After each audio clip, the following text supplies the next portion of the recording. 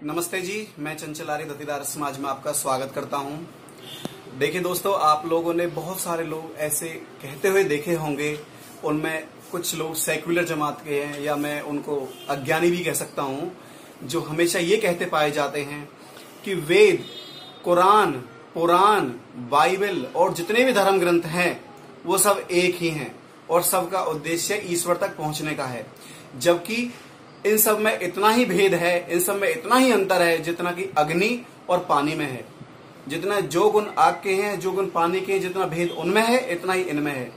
अब आप देखोगे, मैं आपको क्रम से बताता चलूंगा कि वेद में जलयान की शिक्षाएं हैं कि हम समुद्र में जहाज कैसे बनाएं, फ्लाइट कैसे बनाएं, जिनको हम वायुयान कहते हैं वो कैसे बनाएं। हमारे जीवन में हम जितना खाना पीना है, हमारा कैसा खाएं कैसा पिए, ये आयुर्वेद के माध्यम से हम सबको बताया गया है, जो आयुर्वेद भी वेदों का ही एक अंग है। इसी प्रकार से चिकित्सा पद्धति की बात करोगे तो ये भी आयुर्वेद का अंग है कि हम कौन सी औषधियां लें, किससे ठीक हो सकते हैं।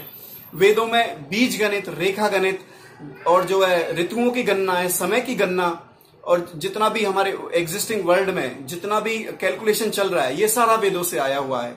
अब बात करोगे कुरान की, मैं कुरान पे बताता चलूं। मुस्लिम लोग ऐसे कहते हुए पाए जाते हैं कि कुरान ही अंतिम और ईश्वर अल्लाह की अंतिम वाणी है और मोहम्मद साहब उसके अंतिम पैगंबर है, यानी कि वो अंतिम उसका पैगाम देने वाले हैं, उसके संदेश वाहक हैं। जबकि ये बिल्कुल निरर्थक बातें हैं, क्योंकि वेद में ईश्वर संबोधित करता है हे मनुष्यों और कुरान में संबोधित करता है हे मोमिनो, हे मुसलमानों।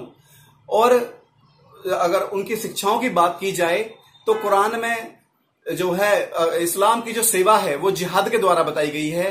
उसमें और भी कई सारे पार्ट्स हैं, लेकिन वेद का ईश्वर कहता है कि हे मनुष्यों, आप लोग दान दो, आप लोग जो है जो लोग अपने सेवा करने में जो सामर्थ्य जिनका नहीं है उनको जो है आप दान दो, ब्राह्मणों को दान दो, गौशालाओं में दान दो। और जो बलि वैष्णव यज्ञ जो हम करते हैं, इसके माध्यम से भी हम जो जीव हमारे दृष्टिगोचर नहीं भी होते उनको भी हम जो है इसमें भोजन अर्पण करते हैं यज्ञ के माध्यम से।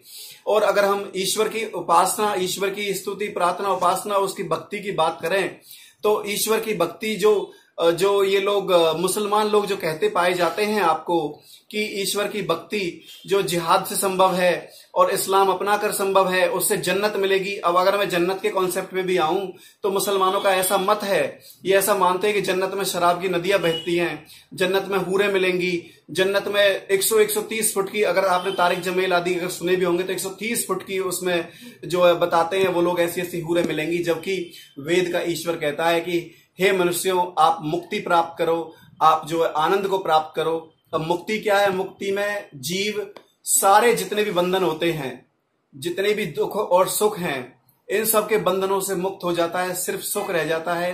ना जन्म में आता, ना उसकी मृत्यु होती, क्योंकि जब शरीर धारण ही नहीं करेगा तो उसकी मृत्यु भी नहीं होती। और जो है मुक्ति के अंदर सिर्फ सुख ही सुख बना रहता है, दुख लेश मात्र भी नहीं होता। और दूसरी जगह अगर कुरान की बात करी जाए तो जैसे मैंने पहले बताया, वहां पे सिर्फ जो है भोग विलास की बातें हैं। तो ये एक समान नहीं हो सकती। अगर आप पुराणों की भी बात करेंगे तो पुराणों में जो है इतिहास है, इतिहास बहुत भरा है। उसमें श्री कृष्ण जी का भी इतिहास है, उसमें शिव जी का भी इतिहास है और अनेक पुराणों में अनेक तरह की और कुछ बातें विरुद्ध भी एक दूसरे के हैं। और अगर ईश्वर उपासना की बात करी जाए तो वेदों में जो ईश्वर की उपासना है वो वो एक प्रकार से है। अगर मैं एक माध्यम से आपको बताता चलूं, यजुर्वेद का एक मंत्र है जिसको हम यज्ञ करने से पहले स्तुति, प्रार्थना, उपासना के 8 मंत्र जो है उन सब का वो पहला मंत्र है, ओम विश्वानि देव सवितर दुरितानि परास्वे यद भद्रम तन्ने आसवे। कि हे सकल जगत के उत्पत्ति करता, समग्र ऐश्वर्य युक्त, शुद्ध स्वरूप, सब सुखों के दाता परमेश्वर, आप कृपा करके हमारे संपूर्ण दुर्गुण, दुर्व्यसन और दुखों को दूर कीजिए। जो कल्याणकारक गुणकर्म स्वभाव और पदार्थ है वे सब हमको प्राप्त कीजिए। तो यहाँ पे क्या कहा गया है शुरुआत में? हे सकल जगत के उत्पत्ति करता, कि हे एग्जिस्टिंग वर्ल्ड के क्रिएटर, कि हे परमात्मा, सब सुखों के देने वाले, कि जो जॉय, जो प्लेजर जो इस वर्ल्ड में एग्जिस्टिंग है वो सब परमात्मा का दिया ही हुआ है हमें। कि देने वाले परमात्मा हमको जो है सारे दुर्गुण, जो हमारी बैड हैबिट्स हैं, जो हमारे अंदर जो और अनेक प्रकार के जो दोष हैं और दुर्गुण हैं, जो बैड हैबिट्स जिनको हम, जैसे स्मोकिंग है, या फिर आप कहोगे कि जो लोग अल्कोहल लेते हैं, और भी अनेक प्रकार के दुर्गुण हो सकते हैं, और जो अनेक प्रकार की अय्याशियों वाली चीजें हो सकती हैं। तो हे परमात्मा, इसमें कहा गया है इस मंत्र के द्वारा, हे परमात्मा, इन सारे दुर्गुण और दुर्व्यसनों को हमसे दूर कीजिए। जितनी बैड हैबिट्स हैं, जितने हमारी बैड थॉट्स हैं, वो सब हमसे दूर हो जाएं, और हमें श्रेष्ठ गुण कर्म स्वभाव प्राप्त कराइए। तो श्रेष्ठ गुण कर्म स्वभाव कौन से हैं? परमात्मा का गुण है, जैसे परमात्मा दयालु है, सब जीवों पे दया करता है, दया के साथ साथ न्याय भी करता है। देखिए परमात्मा जो है निष्पक्ष होकर के जिन पे दया करता है, जैसे कि महर्षि दयानंद ने भी जो है एक राजा के लिए बताया है कि जो जैसे एक राजा जो है दुष्ट लोगों को दंड दे करके सज्जन लोगों को जो है न्याय देता है, तो वो साथ साथ न्याय और दया दोनों चीजें हो जाती हैं कि सज्जनों पे दया करी और दुर्जनों को उसने दंड दिया। इसी प्रकार से जो और ईश्वर के जो गुण है, मैं जैसे बताऊं कि ईश्वर निर्विकार है, ईश्वर के अंदर कोई कैसा भी दोष नहीं है। तो यहां पे हम ईश्वर से प्रार्थना करें कि हे ईश्वर, हम आपके इस गुण को ग्रहण करें, जो विकार हमारे अंदर जो मौजूद हैं उनको हम प्रयत्न करके धीरे धीरे उन सबको हम अपने से दूर करें। और परमात्मा जो पवित्र है, और ऐसी पवित्रता हम भी अपने अंदर आत्मा में लाएं, तभी ये वेद का मंत्र भी सार्थक हो सकता है। और ऐसी ही चीजें हम इसी प्रकार के मंत्रों से ईश्वर की उपासना का विशेष तौर पर ध्यान रखें, और उन लोगों को बताएं जो लोग वेद को और ईश्वर भक्ति को अनेक शास्त्रों में एक समान बताते हैं जबकि ऐसा है नहीं।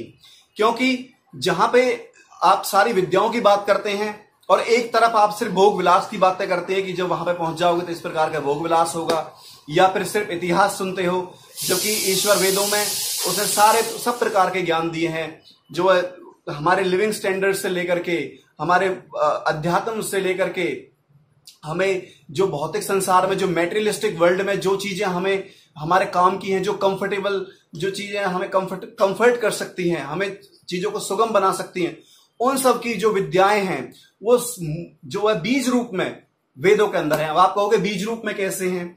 मैं बीज रूप में आपको बताता हूं कि आपने पीपल या बरगद का पेड़ देखा होगा। पीपल और बरगद के पेड़ में जो फल लगते हैं वो बहुत छोटा होता है, और उस फल के अंदर भी बहुत छोटा सा बीज रहता है। अब आप यहां पे अपना जो है विवेक का इस्तेमाल करें कि वो छोटा सा बीज जब जमीन पे जाएगा, पानी और मिट्टी का जब संयोग होगा, और जब वो बीज अंकुरित होकर के दोबारा से इतना बड़ा पेड़ बनेगा। तो इसी प्रकार से बताया है कि वेदों में जो चीजें हैं वो जो बिल्कुल बीज रूप में हैं। अब विद्वान लोग, ऋषि लोग उन पे जो है उनका चिंतन मनन करके उन विद्याओं को जो है मूर्त रूप दे करके और उनको सार्थक करें। इस प्रकार की विद्याएं वेदों में हैं।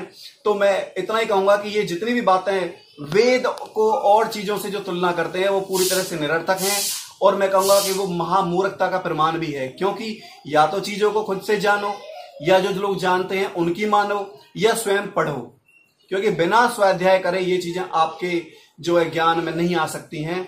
इतना ही कह करके मैं आप सबका धन्यवाद करता हूं। नमस्ते जी।